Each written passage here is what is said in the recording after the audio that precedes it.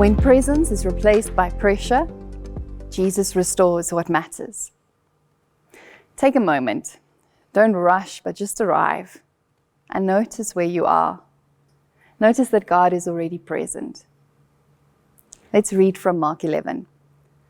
On reaching Jerusalem, Jesus entered the temple courts and began driving out those who were buying and selling there.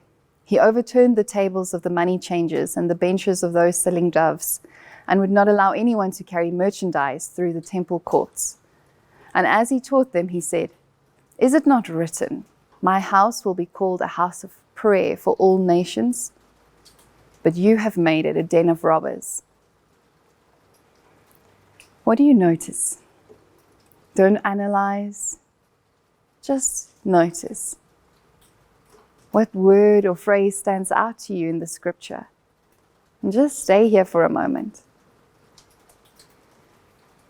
Jesus enters the temple, the very place that symbolized God's presence among his people. But what he finds is not just distraction, it's distortion. The priorities have shifted. What was meant to be a space of prayer has become a place of profit. People came to the temple to sacrifice, to seek God, to draw near, to worship.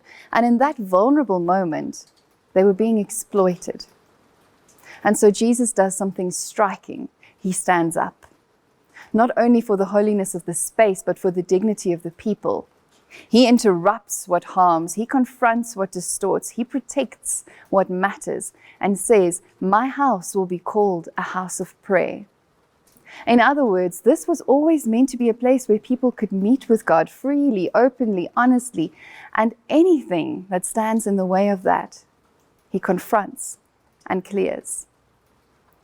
And as he moves toward the temple then, he meets us where we are now, because we are his temple.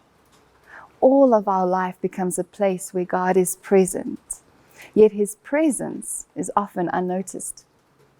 Our inner world can begin to look like that temple courtyard, full, crowded, noisy, filled with things that are in the way, distraction, performance, anxiety, control, sometimes even good things that quietly displace God and replace our awareness of God.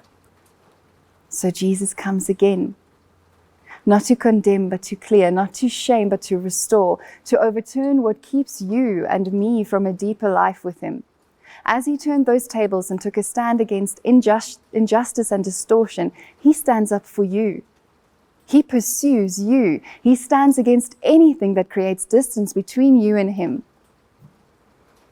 So where are you most aware of God's presence lately in your life?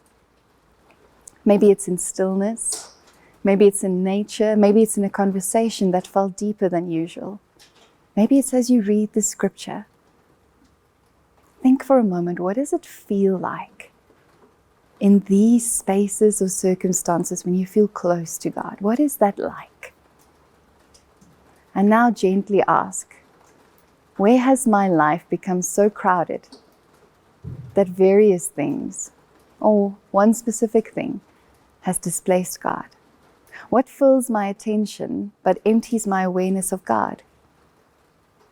And for a couple of moments today, don't try and fix anything, just become aware where you are and where God is, how he is present to you. And then take a slow breath in, and as you breathe out, pray, "Jesus, make my life a house of prayer.